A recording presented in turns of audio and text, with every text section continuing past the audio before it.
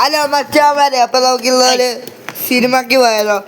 വേറെ ഒരു സിനിമയല്ല, ആട് 3 ആയിട്ട് ജയസൂര്യ, ഷാജി ഭവൻ. എല്ലാവർക്കും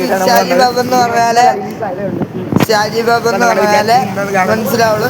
ജയസൂര്യ സ്വന്തം ഷാജി ഭവൻ തിരിച്ചെത്തിരിക്കുന്ന സുഹൃത്തുക്കളെ. അപ്പൊ നമ്മള് ആ സിനിമ കാണാൻ വേണ്ടി പോയാണ്. അപ്പം നമ്മള് ഒരു പോപ്കോണൊക്കെ മേടിച്ചിട്ടാണ് അകത്ത് കയറിയത്. എല്ലാരും പറഞ്ഞത് കിടുക്കാച്ചി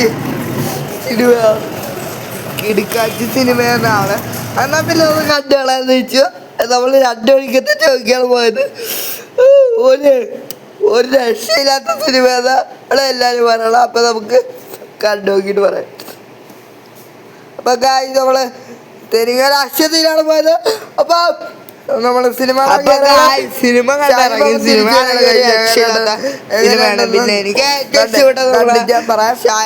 ഷാജി മാമൻ അഥവാ ജയസൂര്യ എന്ന് തന്നെ പറയണം. കാരണം പറയണെങ്കിൽ മറ്റേ സ്റ്റണ്ടില്ലേ ഗൈസ്, ബൈക്കിൽ മറ്റേ വന്ന് നിർത്തണ ഒരു സ്റ്റൈലുണ്ടല്ലോ, ആ ഒരു സ്റ്റൈൽ എനിക്ക് ഭയങ്കരമായിട്ട് ഇഷ്ടമായി.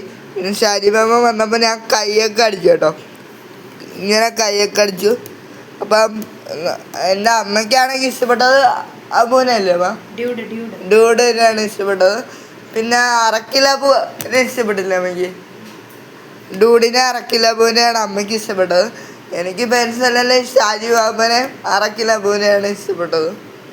അപ്പം ടാറ്റ ബൈ ബൈ സീ. ഞാനിവിടെ കുറേ ഫോട്ടോസ് അടിയുണ്ട്. Tata bye bye see.